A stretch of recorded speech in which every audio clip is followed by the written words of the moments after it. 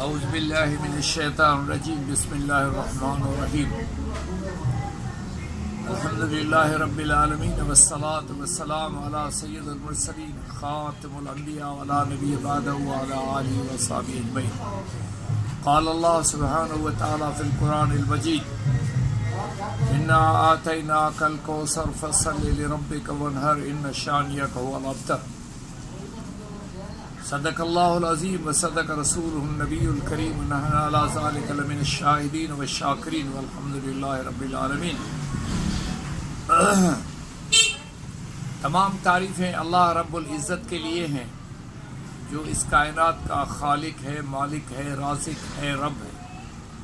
اللہ تبارک تعالیٰ اس کائنات کو تخلیق کرنے اور اپنے ارادے کے مطابق کن فیکون کہنے سے پوری کائنات کو وجود میں لایا، پھر اسباب کو 6 دن میں بنایا، زمین کو، آسمان کو، تاروں کو، مختلف چیزوں کو اسباب اس میں بنانے کے لیے جو ہے نا سورج کو گرم تمازت اور دھوپ کے لیے رکھا، تو چاند کو میٹھی دودھ جیسی روشنی کے لیے رکھا، اور جو ہے نا رات کو ٹھنڈک اور سکون اور نیند کے لیے رکھا، اور جو ہے وہ دن کام کرنے کے لیے رکھا اور رات سکون کے لیے رکھی۔ اب اللہ تبارک تعالیٰ نے چاہا کہ زمین پہ مخلوقات رہے، میری تخلیق کو سمجھنے والی کوئی عجیب و غریب مخلوقات میں پیدا کروں۔ اللہ تبارک تعالیٰ نے ارادہ کیا، پھر ملائکہ کو جمع کیا، پھر ملائکہ کو کہا انی جاعل فی الارض خلیفہ، میں زمین پہ اپنا خلیفہ مقرر کرتا ہوں۔ خلیفہ کی معنی ہے دوسرا وہ آدمی جو پہلے والی ہستی کا کام کو آگے چلائے، یعنی اللہ کی جو تخلیق کائنات ہے اس کو سمجھنے اور بندوں کو اللہ کا تعارف کرانے کا کام سمجھائے۔ اب چونکہ اللہ تبارک تعالیٰ نے زمین پہ پانی، ہوا اور سورج کی روشنی اور حرارت جو ہے یہ 3 چیزیں زندگی کے بقا کے لیے رکھی ہیں، پھر یہ تینوں چیزوں نے تعامل کر کے یہاں پر زمین پر پودے، حیوانات پیدا ہوئے، وہ بھی اللہ کے ارادے سے پیدا ہوئے۔ اس کے بعد اللہ تبارک تعالیٰ نے جب اسباب بنا لیے تو سیدنا آدم علیہ السلام کی تخلیق فرمائی، اور وہاں سے اللہ کی خلافت شروع ہوئی، اور چلتے چلتے چلتے چلتے وہ خلافت جو ہے وہ اللہ کے نبی محمد رسول اللہ صلی اللہ علیہ وآلہ وسلم پر پوری ہوئی، اور اس خلافت میں تکمیل ہو گئی۔ اللہ تبارک تعالیٰ نے اعلان کیا الیوم اکملت لکم دینکم رضیت لکم الاسلام دینا، اتممت علیکم نعمتی ورضیت لکم الاسلام دینا۔ اللہ تبارک تعالیٰ نے آپ کا دین بھی کامل ہو گیا، نعمتیں بھی پوری کامل ہو گئی۔ کائنات کی سب سے بڑی نعمت ہے اللہ کے نبی صلی اللہ علیہ وسلم کا وجود مبارک، اس کے بعد بڑی نعمت ہے اس پہ اترا ہوا قرآن۔ اب زمین پہ یہ 2 چیزیں ایسی ہیں جیسا حوض کوثر، آپ قرآن کو جب بھی چمبڑ جاؤ گے قرآن آپ کو ہدایت دے گا، آپ کو روحانی، جسمانی، ہر قسم کی ہدایت نصیب کرے گا۔ اللہ کے نبی صلی اللہ علیہ وسلم کی محبت میں، اس کی سنت میں مبتلا ہو جاؤ گے اور اس کی محبت میں مبتلا ہو جائے گا تو دنیا اور آخرت دونوں سمجھ جائے گا۔ اب مسئلہ یہ ہے کہ آدم علیہ السلام کو اللہ نے پیدا کیا، پھر ملائکوں کو بلایا، ملائکوں کو کہا کہ اس کو سجدہ کرو، ملائکوں نے فوراً سجدہ کیا۔ رخ تھا آدم علیہ السلام کی طرف، سجدہ اللہ کا تھا۔ جیسے اب ہم کعبۃ اللہ کی طرف رخ کرتے ہیں، لیکن تسجدوا للہ لا تسجدوا الا اللہ، کوئی سجدہ نہیں اللہ کے سوا کسی کا۔ تو آدم علیہ السلام کی طرف رخ تھا، سجدہ کس کو تھا؟ اللہ۔ اب ہم کعبۃ اللہ کی طرف رخ کرتے ہیں، سجدہ کس کو کرتے ہیں؟ اللہ کو۔ اب اللہ تبارک تعالیٰ نے آدم علیہ السلام کو جب پیدا کرنے کی بات کی تو ملائکوں نے کہا کہ یہ فساد پھیلائے گا، یہ کرے گا، وہ کرے گا۔ اللہ تبارک تعالیٰ نے ملائکوں کو کہا انی اعلم ما لا تعلم، جو میں جانتا ہوں تم لوگ نہیں جانتے۔ تو اللہ تبارک تعالیٰ نے آدم علیہ السلام کو بنانے کے بعد اشیاء ضروریہ جو اسباب زندگی تھے وہ سارے اس کے سامنے جمع کیے۔ پھر اللہ نے اعلان کیا علم آدم الاسماء کلھا، میں نے تمام چیزوں کا علم انسان کو ودیع فرمایا ہے، سمجھے، ہدایت کے ساتھ اس کو یہ علم عطا فرمایا۔ ملائکوں کے ساتھ نماز روزے کا ٹکر نہیں ہوا آدم علیہ السلام کا، اشیاء ضروریہ، اسباب ضروریہ کا جو ہے تعارف ہوا۔ اس تعارف کے بعد اللہ تبارک تعالیٰ نے آدم علیہ السلام کو یہ علم دیا، علم آدم الاسماء کلھا، وہ علم آج بھی کھل رہا ہے، ابھی اور کھلے گا۔ اللہ نے قرآن میں کہا میں اور ایسی ایسی چیزیں پیدا کرواؤں گا کہ تم حیران رہ جاؤ گے۔ اب ہمارا کوئی بوڑھا آدمی وہاں سے آ جائے تو بحری جہاز کو دیکھ کے پریشان ہو جائے گا، ہے وہ ہوا میں دیکھتا ہے اتنا سا ہوائی جہاز، اگر وہ زمین پہ کھڑا اس کو دیکھ لے تو حیران ہو جائے گا، جب اس میں چڑھے گا تو اور حیران ہو جائے گا کہ بھائی 200-250 آدمی لے کے ایک جہاز جو ہے پھر اڑتا جا رہا ہے اور جا کے مدینے میں مکے میں اتر جاتا ہے، جدے میں اتر جاتا ہے، اور لوگ حج کرتے ہیں، عمرہ کرتے ہیں۔ تو یہ ساری اللہ کی تخلیق ہے۔ ایک بات ہمیشہ ذہن میں رکھیں کہ تمام علوم جو بھی اس وقت زمین پہ موجود ہے، اس تمام علوم اللہ نے انبیاء علیہ السلام کے ذریعے زمین پہ ودیعت فرمائے ہیں۔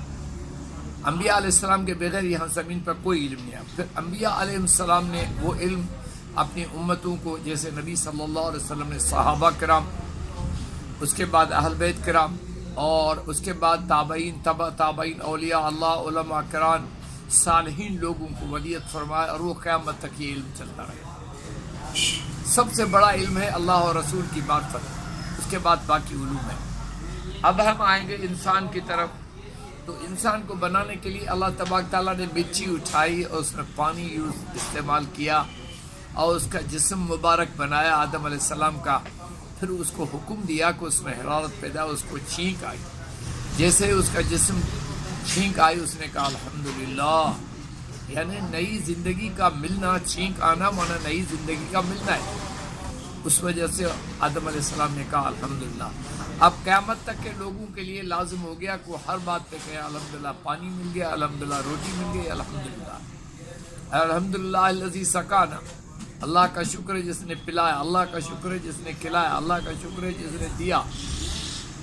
اور اللہ کی مرضی، حسبی اللہ لا الہ الا ہو علیہ توکلت وہو رب العرش العظیم، میں توکل کرتا ہوں اللہ پہ، وہ جو اکیلا معبود ہے اور کوئی نہیں، اسی پہ میں نے توکل رکھی ہوئی ہے، وہ میرے لیے وہی کافی ہے، اور وہ رب العرش العظیم کا رب ہے، مالک ہے، رب العرش العظیم ہے وہ۔ اس طرح حضرت انسان زمین پہ آیا، زمین پہ بہت ساری چیزیں موجود تھی۔ اب لازمی ہے کہ ماتحت الاسباب جینے والا انسان وہ اپنی بیماری، خوشی، پیٹ کا بھرنا اور اپنی طبعی ضرورتیں، جس میں جنسیت بھی آتی ہے، بہت ساری چیزیں، چلنا پھرنا، چلنے پھرنے کی طاقت، کھانے کی طاقت، ہگنے پینے کی، ہگنے کی، پیشاب کرنے کی طاقت، یہ چلنا پھرنا، کسی چیز کو پکڑنا، کسی چیز کو چھوڑنا، کوئی کام کریں، سب قوتیں جو ہیں وہ لازمی طور پر اسباب کے ماتحت آتی ہیں۔ انبیاء علیہ السلام نے بھی کھانا کھایا، شادیاں کی، بچے پیدا کیے۔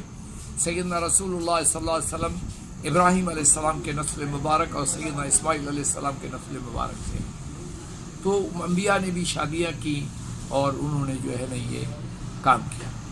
اب ہم دیکھتے ہیں کہ انسان کو زندہ رہنے کے لیے کیا کیا چیزیں ضروری ہیں زمین پر۔ سب سے پہلی ضرورت ہے پانی۔ اللہ تبارک تعالیٰ نے قرآن کریم میں فرمایا کہ پانی سے تمام زندہ چیزیں ہم نے پیدا کی۔ اس کا مطلب سب سے پہلی چیز زندگی کے لیے پانی ہے۔ اگر زمین پہ پانی ختم ہو جائے تو زندگی نہیں، پیدا ہی نہیں ہو سکتی۔ نمبر 2، ہوا۔ ہوا اگر ختم ہو جائے تو یہ بلڈنگ ریت کی طرح اڑ جائے گی، کیونکہ اس کی بانڈنگ جو ہے آکسیجن کی وجہ سے اور ہائیڈروجن اور نائٹروجن گیس کی وجہ سے اس کی بانڈنگ موجود ہے۔ اس کا بانڈ ٹوٹ جائے تو یہ پورا ریت کا ملبہ ہو جائے گا، کچھ بھی نہیں بچے گا۔ اس کے بعد ہیٹ اور گرمی، تمازت، روشنی۔ روشنی بذات خود ایک قوت ہے، ہوا بذات خود ایک قوت ہے، پانی بذات خود ایک قوت ہے۔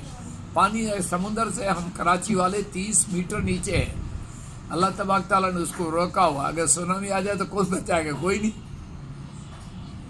اس طرح سے یہ اللہ تبارک تعالیٰ کی 3 بڑی قوتیں ہیں، جس کی وجہ سے 3 بڑی تخلیقیں ہیں جس کی وجہ سے زندگی زمین پہ موجود ہے۔ پانی نہ ہو کوئی پودا پیدا نہیں ہوگا، کوئی جانور زندہ نہیں رہ سکتا۔ اگر ہوا نہ ہو تو ہم سانس نہیں لیں گے، تو گھٹ کر مر جائیں گے، ختم ہو جائیں گے۔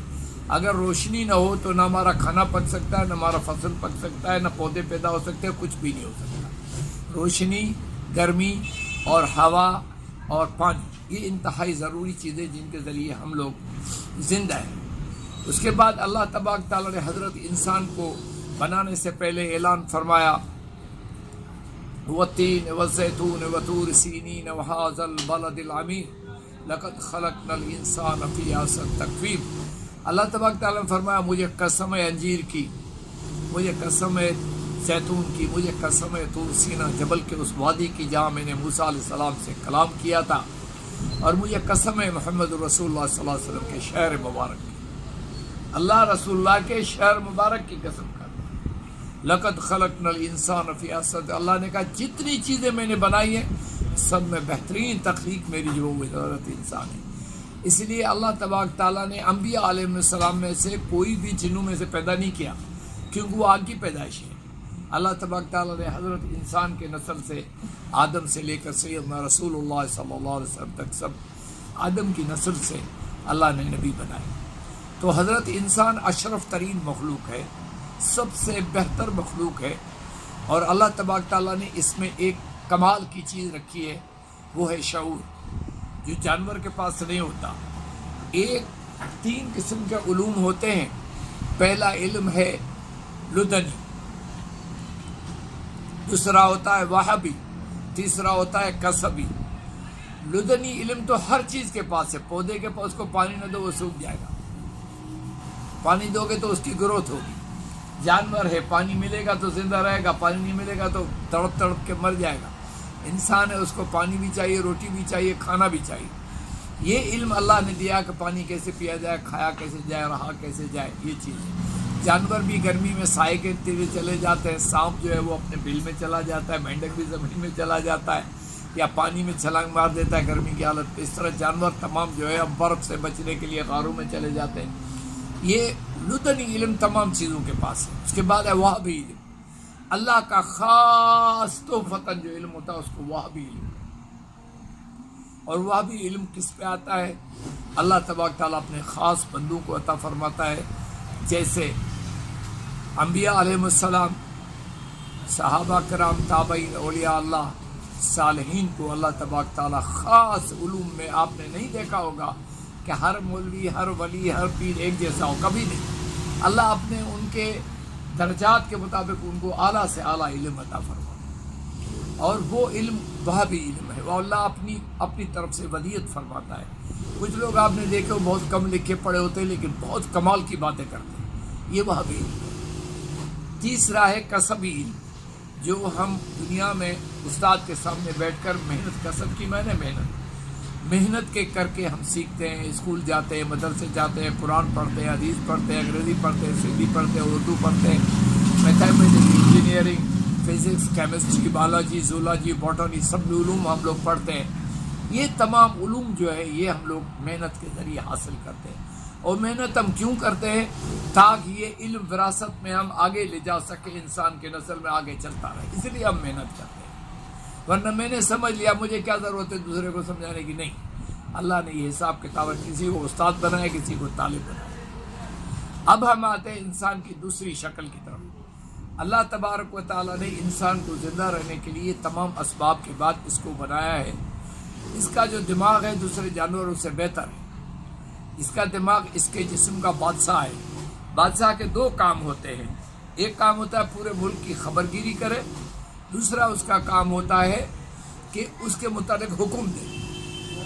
پورے ملک سے یہ خبر آئی کہ بہت گرمی ہے، تو حکمران نے کہا جی یہ پنکھوں کا انتظام کیا جائے، دھوپ سے بچنے کے لیے چھتریاں جو ہے نا وہ لوگوں میں تقسیم کی جائے، پانی کی سبیلیں لگائی جائے، یہ کیا جائے، وہ کیا جائے، یہ سب اس نے حکم دیے۔ انسانی دماغ بھی اسی طرح، آپ کو یہاں کانٹا لگا، آپ کو فوراً دماغ پتہ چلا کہ یہاں کانٹا لگا، 1 سیکنڈ کے 16ویں حصے میں وہ میسج چلا جاتا ہے۔ یہ چھونے کی قوت ہے، یہ جانوروں میں بھی ہوتی ہے۔ دوسری دیکھنے کی قوت ہے، چکھنے کی قوت ہے، سونگھنے کی قوت ہے، سننے کی قوت ہے، یہ چھونے کی کوئی تمام 5 آواز جو ہے یہ یہاں پر موجود ہے۔ اس لیے ہم اس سر کو کہتے ہیں دماغ کا بادشاہ۔ خبر لیتا ہے، حکم دیتا ہے، خبر لیتا ہے، حکم دیتا ہے، خبر لیتا ہے، حکم دیتا ہے۔ آپ کو بخار ہو گیا، آپ جا کے ڈاکٹر کو بخار کہیں گے۔ آپ کو سر میں درد ہے، آپ جا کے کہیں یہاں درد ہے۔ آپ کو گھٹنے میں درد ہے، آپ کہیں گے گھٹنے میں درد ہے۔ اس طرح سے یہ آپ کو دماغ بتاتا ہے فلان جگہ تکلیف ہے، اس طرح سے آپ ڈاکٹر کے پاس۔ اس کے بعد ہمارے پاس جسم میں جسم کو زندہ رکھنے کے لیے دوسرا بڑا پرزہ جو ہے وہ ہے دل. دل کے بھی دو کام ہیں، ارادی اور غیر ارادی. ارادی یہ ہے کہ آپ نے ارادہ کیا کہ آج حکیم صاحب کے پاس جانا ہے، گھر سے نکلے، موٹر سائیکل کو اسٹارٹ کیا، موٹر سائیکل کو صاف کیا، تیل دیکھا اس پہ آپ بیٹھے، میرے پاس آ گئے، یہ آپ کا ارادے کا کام تھا. غیر ارادی طور پر رات کو آپ لیٹے ہوئے کبھی یوں لیٹتے ہیں کبھی یوں لیٹتے ہیں، نماز میں کبھی آپ یوں کر لیتے ہیں کبھی یوں کر لیتے ہیں، یہ غیر ارادی حرکت ہے. حالانکہ نماز میں ہاتھ چلانے کا کوئی حکم نہیں ہے، کوئی جائز نہیں ہے، لیکن یہ غیر ارادی ہے، آپ کو بس میں نہیں اس کو روکنا. بہت ساری باتیں ہیں جو انسان کو ہم روک بھی دیں تب بھی کر لیتا ہے کہ وہ غیر ارادی ہو جاتا ہے. یہ ارادی حرکت اور غیر ارادی حرکت اور پورے جسم میں خون پہنچانا، یہ جو ہے دل کا کام ہے. اس کے بعد ہمارے پاس زندہ رہنے کے لیے تیسرا بڑا عضو ہے جگر. جگر کو ہم طبی زبان میں غدود کہتے ہیں. غدود جو ہے وہ پیداواری شعبے کا مالک ہے، یہ فیکٹری ہے، پوری انڈسٹری ہے. انسانی جسم کو جتنی چیزیں چاہیے ان کی فیکٹری. آپ کھانا کھاتے ہیں، ان کا رس جگر میں جاتا ہے اور وہ کیمسٹری کے بنیاد پر تقسیم ہو کے اور وہ خون میں شامل ہوتا رہتا ہے. جب خون میں کوئی چیز زیادہ ہو جائے تو جگر حکم دیتا ہے گردوں کو کہ اس کو ڈائلسس کے ذریعے باہر نکال اور پخانے کے ذریعے اسال کر کے اس چیز کو باہر نکال. اس طرح سے یہ کام چلتا رہتا ہے اور یہ ہو جاتا ہے. اب دماغ کے ماتحت پورا جسم ہے، باہر چھونے کا پورا نظام جو ہے اندر اور باہر ایک تنتری سے رشتہ ہے. اس طرح دل کے ارادی اور غیر ارادی حرکات کے عضلات جو ہے وہ پورے جسم میں موجود ہیں. اس طرح جگر جو ہے اس کے ماتحت عضو جو ہیں گردے ہیں، یہ یہاں پر تھائرائیڈ گلینڈس ہیں، پچوٹری گلینڈس ہیں، اور یہ مرد کے خصیے ہیں، مرد کا اعلی تناسل ہے، عورت کی چھاتیاں ہیں، یہ سب جگر کے ماتحت ہیں. یعنی بکری کے دودھ نکلنا، اور دیکھا آپ نے 1 انچ اوپر کاٹو تو وہ ہے خون ہے، اور 1 انچ نیچے وہ آپ نکالتے رہو تو دودھ ہے میٹھا. یہ اللہ تبارک تعالیٰ کا کمال ہے، یہ غدود کا کمال ہے کہ وہ غدود اس کا خون کو دودھ میں تبدیل کرتا رہتا ہے. اس طرح عورت کی چھاتی سے بچے کے لیے دودھ آتا ہے. اس طرح سے یہ 3 چیزیں انسانی زندگی کے لیے بہت بہت ہی اہم ہیں. اللہ تبارک تعالیٰ سے دعا ہے کہ آج جو ہم نے کہا سنا وہ آپ کے اور ہمارے سمجھ میں آئے. اللہ ہمیں آئندہ بھی اس طرح بات کرنے کی توفیق عطا فرمائے. وما علینا الا البلاغ المبین. ٹھیک ہے.